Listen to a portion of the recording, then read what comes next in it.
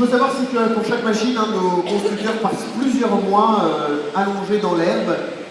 Là, déjà, au bout de quelques mois, ils se sont rendus compte que les chenilles avaient 6 pattes, ce qui les a un peu angoissés.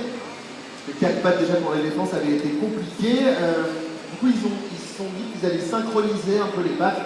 Vous voyez que quand 2 pattes se posent d'un côté, une patte au milieu se pose de l'autre. Une patte extérieure se pose, une patte se pose.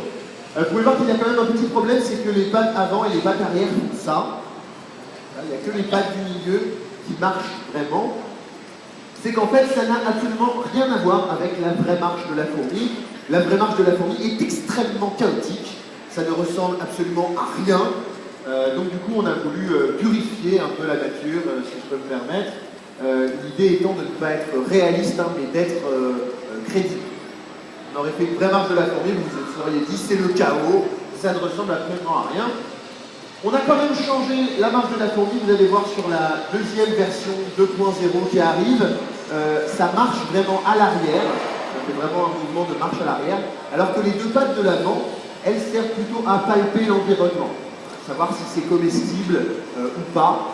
Vous allez voir que ça a des grosses mandibules aussi, ce qui peut facilement écraser le corps d'un cafard géant, par exemple, ou d'un enfant aussi, s'il n'y a que ça.